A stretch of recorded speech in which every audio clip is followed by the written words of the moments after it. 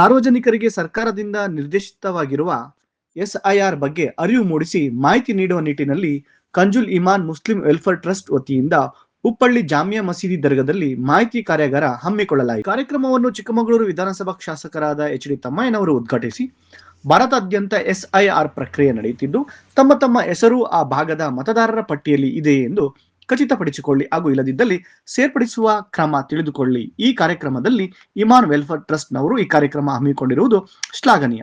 ಸಾರ್ವಜನಿಕರು ಇದರ ಸದುಪಯೋಗ ಪಡಿಸಿಕೊಳ್ಳಿ ಎಂದು ಮಾತನಾಡಿದರು. ಕಳೆದ 4-5 ದಿನದಿಂದ ಒಂದು ಕಾರ್ಯಕ್ರಮ ಮಾಡಿದ್ರು. ಊರಲ್ಲಿರಲಿಲ್ಲ, ಅದನ್ನ ಟಿವಿನಲ್ಲಿ ಮೊಬೈಲ್ ನಲ್ಲಿ ನಾನು ನೋಡಿ ಮಾತಾಡಿದೆ.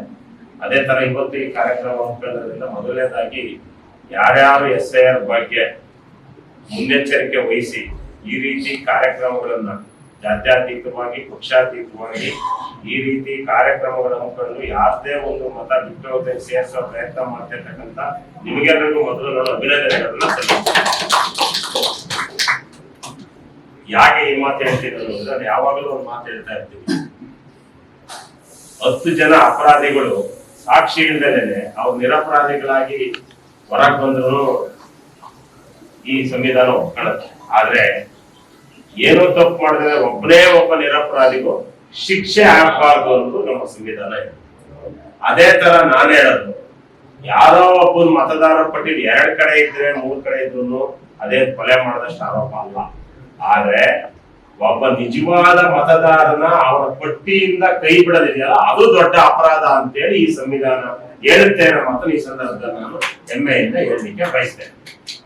ಈ ನಿಟ್ಟಿನಲ್ಲಿ ನಾನು ಬಹುಶಃ 3 ತಿಂಗಳ ಹಿಂದೆನೆ ರೋಟರಿ ಹಾಲ್ ನಲ್ಲಿ ಎಲ್ಲ ತಹಶೀಲ್ದಾರರು ಮತ್ತೆ ಎಲ್ಲ ಅಧಿಕಾರಿಗಳು ಮತ್ತೆ ಎಲ್ಲ BLOಗಳ ಸಭೆನ ಇಡೀ ರಾಜ್ಯದಲ್ಲಿ ನಮ್ಮ ಕಾಂಗ್ರೆಸ್ ಪಾರ್ಟಿ ಕೆಪಿಸಿಸಿ ಅವತ್ತಿನ ಅಧ್ಯಕ್ಷರು, ಈಗಿನ ಮುಖ್ಯಮಂತ್ರಿ DK ಶಿವಕುಮಾರ್, ಅವತ್ತಿನ ಮುಖ್ಯಮಂತ್ರಿ ಸಿದ್ದರಾಮಯ್ಯನವರು ಇಡೀ ರಾಜ್ಯದ 224 ಕ್ಷೇತ್ರದ ಗೆದ್ದ MLAಗಳು 138 ಮತ್ತೆ ಡಿಪ್ಯೂಟೆಡ್ ಕ್ಯಾಂಡಿಡೇಟ್ಸ್ ನ ಕರೆದು ಸಭೆ ಮಾಡಿದಾಗ BL ಸೆಂಟರ್ ಎದ್ದಿನ್ಕೊಂಡು ಹೇಳಿದ್ರು, ತಾವು ಏನ್ ಮಾಡಬೇಕು ಅಂತ ಹೇಳ್ತಾ ಇದ್ರ ಅದನ್ನ ಬಹುಶಃ 224 ಕ್ಷೇತ್ರದಲ್ಲಿ ಪ್ರಥಮವಾಗಿ ನಮ್ಮ ಚಿಕ್ಕಮಗಳೂರು ಕ್ಷೇತ್ರದ ಶಾಸಕರು ಮಾಡಿದ್ದಾರೆ ಅಂತ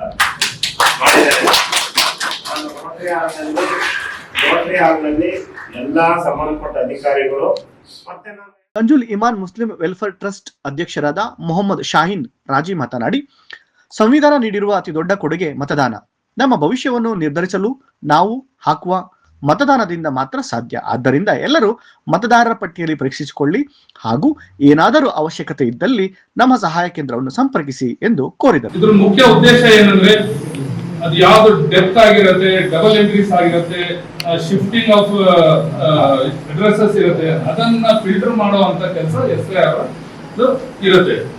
ಬಟ್ ಈ ಸತಿ ಏನಾಗಿದೆ ಅಂದ್ರೆ, ನಾವು ಬಿಹಾರಲ್ಲಿ ನೋಡಿದೀವಿ, ಬಂಗಾಲ್ ನೋಡಿದೀವಿ, ತಮಿಳುನಾಡು ನೋಡಿದೀವಿ, ಇತ್ತೀಚೆಗೆ ಕೇರಳದಲ್ಲೂ ನೋಡಿದೀವಿ. ಯಾವ ರೀತಿ ಬಿಹಾರಲ್ಲಿ SIR ಪ್ರಾರಂಭ ಆಗಿ ಯಾವ ರೀತಿ ಅದನ್ನ ಎಲೆಕ್ಷನ್ ಅಲ್ಲಿ ಯಾವ ರೀತಿ ಇದಾಗಿದೆ, 62-63 ಲಕ್ಷ ವೋಟ್ ಅನ್ನ ಡಿಲೀಟ್ ಆಗಿದೆ. ಹಾಗೆಯೇ ಬಂಗಾಲಲ್ಲಿ ಈ ಸತಿ SIR ಇಂದಾನೇ ಒಂದು ಪಕ್ಷನೇ ವಾಶೌಟ್ ಆಗ್ಬಿಟ್ಟಿದೆ. ಇದರ ಉದ್ದೇಶನೇ ಬೇರೆ ರೀತಿಯಲ್ಲಿ ಆಗ್ಬಿಟ್ಟಿದೆ. ಸೊ ಕೇರಳದಂತ ಎಜುಕೇಟೆಡ್ ಸ್ಟೇಟ್ ಅಲ್ಲಿ 8-9 ಲಕ್ಷ ವೋಟ್ಗಳು ಡಿಲೀಟ್ ಆಗಿದೆ. ನೀವು ಲೆಕ್ಕ ಹಾಕಿ, ಕರ್ನಾಟಕದಲ್ಲಿ ಈಗ ನಮ್ಮ ಸರ್ಕಾರ ಇದೆ, ಆದಷ್ಟು ನಿಗಾ ವಹಿಸ್ತಾ ಇದೆ. ಇದ್ರ ಬಗ್ಗೆ ಪ್ರತಿಯೊಂದು ಇದರಲ್ಲಿ ನೋಡ್ತಾ ಇದ್ದಾರೆ. ಬಟ್ ನಾವು ಸರ್ಕಾರ ಇದೆ ಅಂತ ಹೇಳ್ಬಿಟ್ಟು ನಾವು ಸುಮ್ಮನೆ ಮನೆಯಲ್ಲಿ ಕೂತ್ಕೊಂಡ್ರೆ ಆಗಲ್ಲ.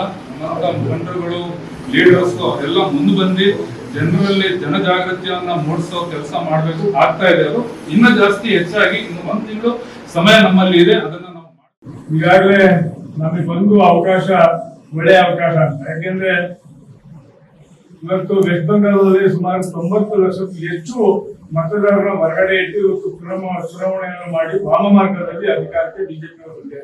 ಆದ್ರೆ ಆ ರೀತಿಯಾಗಿ ನಾವು ನಮ್ಮ ನಿಜವಾದ ಹಕ್ಕನ್ನ ಕಳ್ಕೊಂಡಾಗ ಅಂತಂದ್ರೆ ಈ ರೀತಿಯಾಗಿ ಇವತ್ತು ಬಹಳ ಖುಷಿ ಆಯ್ತು. 2002 ಮತ್ತೆ 2025 ನಂತರ ಇದು ಮಾಡ್ಬೇಕಿದ್ದು ಇನ್ಫಾರ್ಮೇಶನ್ ಯಾವ ರೀತಿ ಕಲೆಕ್ಟ್ ಮಾಡ್ಬೇಕು, ಮಕ್ಕಳ ಪಟ್ಟಿಯಲ್ಲಿ ಏನ್ ಮಾಡ್ಬೇಕು ಅಂತೆಲ್ಲ ಇವತ್ತು ಆಫೀಸ್ ಕಚೇರಿ ಮಾಡಿದ್ವಿ.